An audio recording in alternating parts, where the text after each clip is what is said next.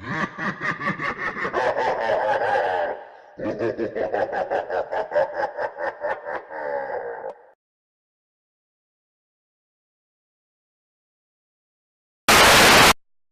you ever noticed about the pacing tone and story development of Pokemon's changes after Ash is hit by lightning in the early episodes? How Ash would receive his relatively normal until after that incident. I have a theory. The incident with the bike put Ash into a coma days later.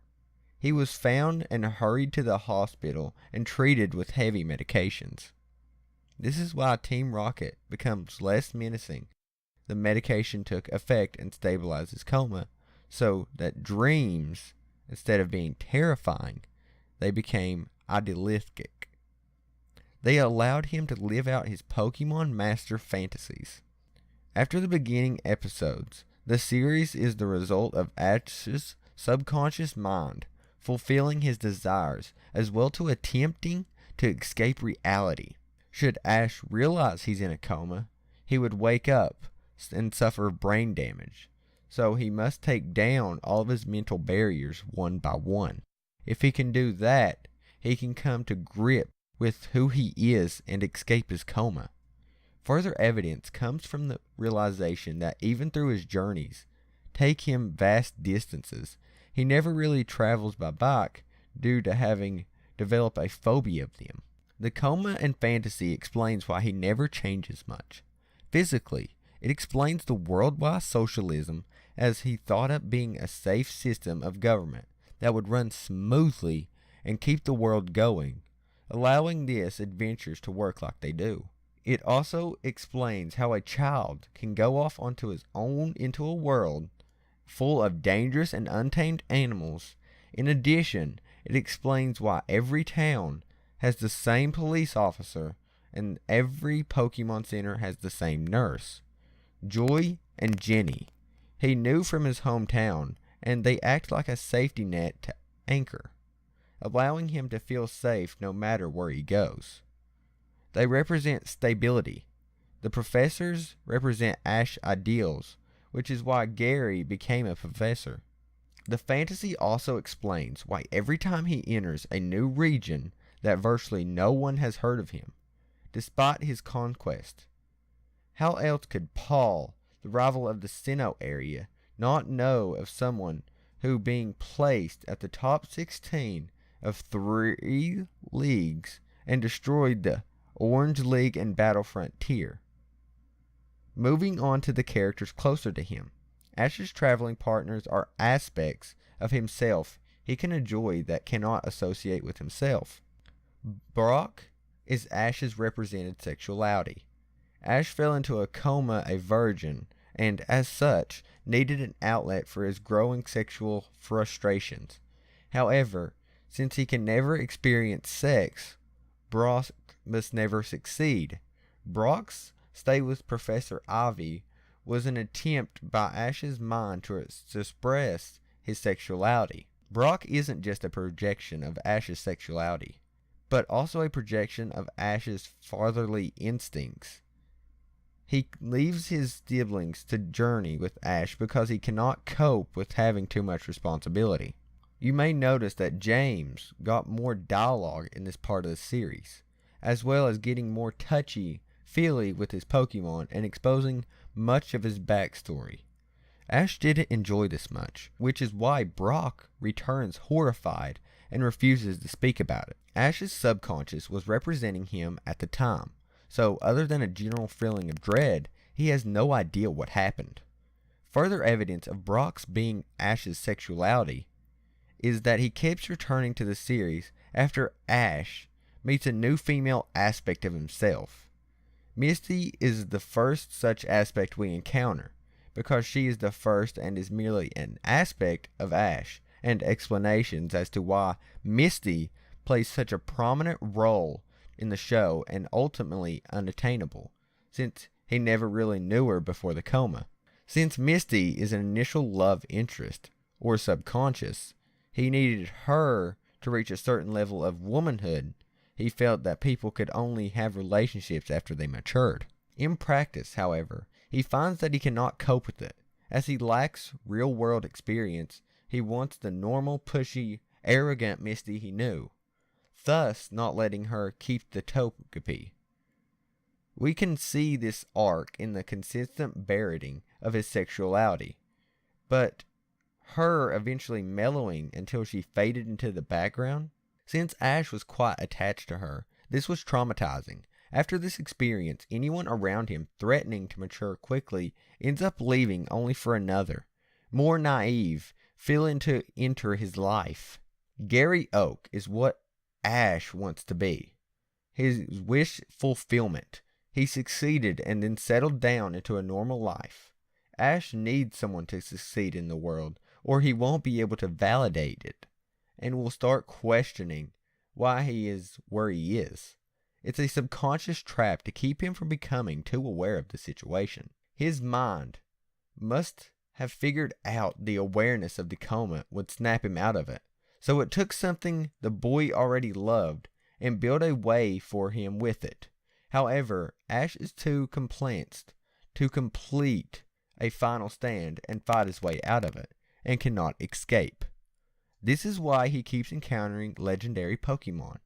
They're his mind's way of showing him he can do great things if he tries. It's a way to encourage him to push forwards. Team Rocket are the qualities of himself that Ash deems negative, but is coming to terms with Jesse and James wanting to appease Giovanni, Ash's father figure. To achieve this, Jesse will trick the submissive James into doing her bidding. Meowth especially wants to appease him because he remembers the good times with Giovanni. This places Meowth in the category known as Ash's corrupted innocence. This isn't apparent because Meowth is able to speak. In fact, the whole reason Meowth can speak is so Ash can eventually accept the aspects of Team Rocket as parts of himself. Ash had no issues with his father. So he put him atop of an evil corporation and demonetized him. There may be an actual Team Rocket in the real world, but it's doubtful that Ash's father is their leader.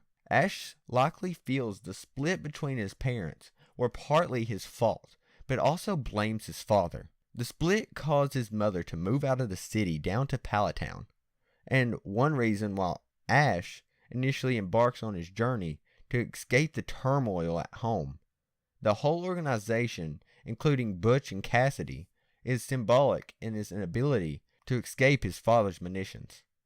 James is implied homosexuality, which does not necessarily make Ash homosexual and gullible, while Jesse is vanity and manipulation, since Meowth has the potential of rehabilitation and doesn't want to be evil. This once again fits with the conflicting personalities of the demonetized self theory. Team Rocket cross-dresses because Ash is exploring his gender, a different facet than what Brock represents sexuality. And this was a method that allowed his gay/vain side to experiment freely. When he found that it wasn't something for him, he free-side stopped playing with it. Max came with May. He played the ego, and she played the ID with great aspirations in that session. They worked for a little while, but with Ash being a teenager, his sexuality had come back into play. He kept reinventing himself and eventually wrote new aspects, but his mind slowly brought the old ones back as a crutch to make the transition easier. Dawn is Ash giving himself a chance to love, since he already established Misty as someone he's not likely to go anywhere with. He created a new super female, one that was more like him and less violent. You may note while both May and Misty had no tolerance for Brock's behavior, Dawn seems to try to shrug it off. Tracy, the breeder, was a possible future that Ash has discarded. The future was one that he sent off to work with the professor, Ash's ultimate ideal of a father figure, when Tracy disrupted the dynamic Ash of his other possibilities. With Ash's mind fighting the coma and Ash viewing the person as a company, while Ash's mind fighting the coma and Ash viewing this as a comparison. Tracy was quickly replaced with a more threatening rival. Pikachu represents Ash's humanity. This explains the episodes where they get separated and Ash desperately wants to find him, even to the point of working with Team Rocket, aspects of himself he would never normally associate with. But for some reason, he cannot. Team Rocket wants to steal Pikachu and hand him over to Giovanni. Jesse and James will always oppose Ash because he is terrified of the thought of his humanity lying in the hands of his father. However, this is the same reason he will work with all those aspects in order to save his humanity. Ash couldn't involve Pikachu because that would mean challenging his concept of who he was, which was something not comfortable while looking at the original series. The narrator in Ash's higher mind, recapping and explaining the progress he made and the tribulations he will face, allowing insight on how to best awaken him. Team Rocket's methods gradually become more and more industrious because Ash is only a child dreaming these things up. That is why Team Rocket's disguises are always believed. He knows it's them, at least on a subconscious level, but chooses to ignore it so he can better himself. In a sense, the Ash who wants to escape is sabotaging the Ash who wants to stay lost in his mind, so there can be more conflict, and hopefully eventually escape. The escape is a consequence of coming into terms with who he is. As mentioning previously, Team Rocket are a method of Ash to deal with the grounds he's uncomfortable with lacking his own. You may recall in the earlier show, there were animals and references to animals. For example, the fish in the aquarium of the Curion City gym, or that Pokédex list Pikachu as rat-like. These animals don't matter to Ash's psyche, so they don't come into play much. If Ash loved puppies, everything would become a different breed of dogs and dog-fighting critic. But as the series goes on, you see fewer and fewer animals and more Pokemon. This could be a sign of Ash's mind deorienting. As he's in the coma, he's losing concepts of his animals and machinery are replacing them with Pokemon. It could explain things like electric Pokemon working on power generators. There are signs of his memory that the old world is slipping more and more by time goes by. The Pokemon realm will be idealized continuously the longer he has the stimulus from the real world. Ash may or may not be mentally disorienting, but he is becoming more accustomed to the fake world's rules. The wild Pokemon are his realizations for the functioning of his created fantasy. It's like that wizard did it syndrome. If it doesn't know how it works, his mind says Pokemon. The Pokemon in Ash's team, however, serve the purpose of displaying his issues and aspects for himself. For example, Charmander represents his sex drive, not his sexuality like Brock. At first it's cute, easy thing to control, but then it becomes into a raging inferno of disobedience, since Ash has no real understanding of this sexuality, thus has no way to vent it or keep it in check. Bulbasaur was the unwillingness to change, reflected in it when it declines to evolve, and almost decided to stay behind unless it battled it. Squirtle was the willingness to follow the lead of others. Even though he ran the gang, they were viewed as one group of Ash's subconscious gave him the strongest one. Butterfree was his crushing loneliness, which he dealt with when he released it to join the flock. His bird types are reckless, always willing to sacrifice something at the moment's notice for the win. When Ash is trading Pokemon, it's an attempt to push his own problems onto someone else. However, he realized this and usually trades his back very quickly. Not only are Ash's Pokemon a manifestation of different parts of himself, the Pokemon of other trainers are well. Coughing and Ekans were symbolic of Team Rocket's willingness to change, hence their evolutions. Once I was in mind, was able to overcome the roadblock that allowed him to change once. It gave them the truth to truly change. As interesting note is that Pupitar is a realization, a Pokemon a rival caught before they met. Even Ash would become suspicious if everyone he had no carryover Pokemon from previous place he had become to. Other trainers are more direct forms of his issues, ones he either come to terms without suppress. Gym leaders are more primary suspects of his personality. Other trainers are more direct forms of his issues, ones he's either come to terms with or outright suppress. Gym leaders are more primary aspect of his personality, with each Pokemon becoming stronger than the last to display a level of skill he can only be capable of if he gave into it. In effect, he is doing battle with a part of him that would rather have not control. Ash had the battles which evolved into team battles and contests. The explanation for this is that the issues became more and more complicated, and the means of dealing with them needed to become more complex. The fact that he uses issues he has already dominated to win is a sign he's growing stronger. Ash releases his Pokemon because his mind is forcing him to get go of them. The second he raises an overpowered team, a tournament comes up, and after fighting his way through it, he is to go to a new land for new challenges. However, with an overpowered team, there won't be any challenges or any way to motivate him further. The Ash that wants to stay into a coma and keep journeying his hands solved issues over Professor Oak, so he can continue and overcome the unresolved ones. This is essentially his mind forcing him to deal with issues. Ash's rivals and the Elite Four are ultimately the strongest part of this cycle, having Pokemon that are essentially godlike. They represent both that can be attained and which is unattainable. Ash's rivals are possible futures of envisions for himself.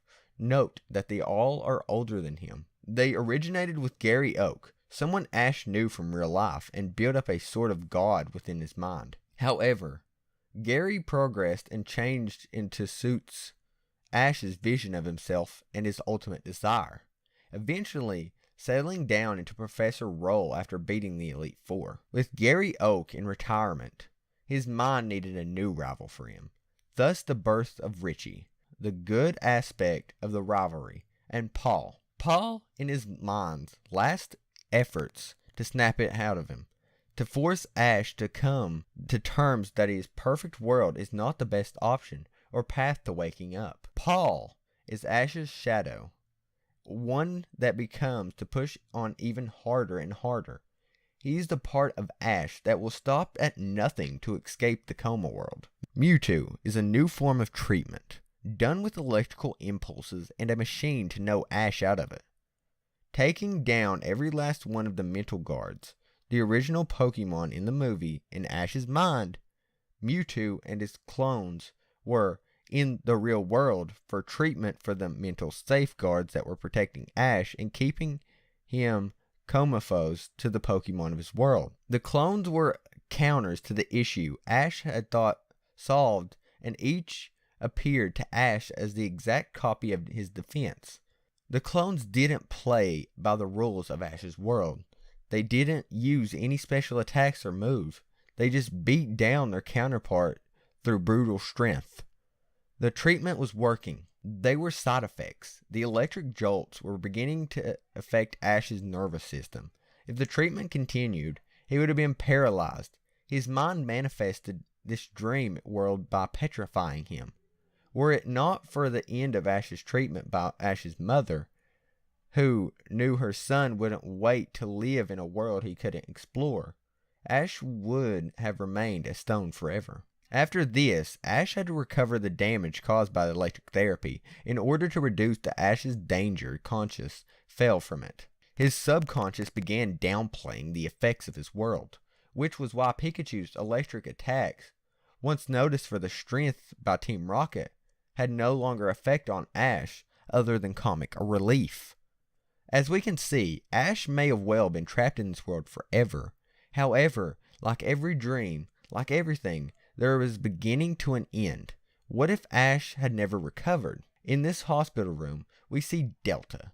Obviously distraught, she's taking to a doctor with a grim look on her face. The man is saying they're for insurance and it is up, and the boy had no change in brain activity in years. The shock of taking him on life support had a very small chance of awakening him. She tearfully agrees. Back in Ash's world, he has finally defeated the Elite Four, and one by one, the people around him disappear. Eventually, everything is black. Pikachu comes dashing toward him, glowing brighter and brighter in the darkness. Eventually, he reaches Ash and to embrace one last time. As in the hospital room, his life signs are fading. Ash mutters his final words. I want to be the very best. He will die never knowing his dream, except as naught but a dream. When he come back to reality, he knew it was all there for the lie it was, knew as his imagination. Knowing that all his efforts, ambitions, and friends were nothing, he will let go. As he utters his final words, he barely opens his eyes and sees the silhouette of his mother, her face hidden behind her hands, wiping away tears. That way, they make eye contact. One final realization fills him before he loses all strength. He sees that his mother was holding out hope that he'd recover all that time. He sees that his mother is holding out hope and that he'd recover all that time. He sees her and finds her hope that had been broken as she come to realization that she outlived her child. He dies knowing that he is loved, but it means the one person closest and most real to him is utterly crushed. Still, there are other possibilities. The fountain of time flows in mysterious ways. One could not go back against the current, such as Gatsby. However, one never knew what is coming and waiting for him downstream. Ash finally defeats Lance, only to be confronted by not Gary Oak, but a mute mirror image of himself. The voice of the narrator speaks to him, telling them that he can finally escape this prison of his own mind. One by one, his friends appear and melt away into copies of himself, cheering him on. After a long, tough battle against himself, with the assistance of all his Pokemon he had befriended, he jolts away. In his hospital room, he sees his parents asleep. He finds himself unable to speak. Ash pushes forward toward his recovery. He goes through physical therapy, training harder and harder with rehabilitative Pokemon until he can walk on his own again. This time, an older and wiser Ash sets out on his journey. Just like the last time, he's late getting to Professor Oak's laboratory, wherein the only Pokemon left. He suddenly recalls all his memory of his life and realizes that his friends are gone forever. As he sets out with new companion, and he finds the world is darker than he imagined. More real Pokemon, and people die. He too has aged. He vows to become the Pokemon master he dreamed he was. He vows to himself. He vows to them, I will be the very best.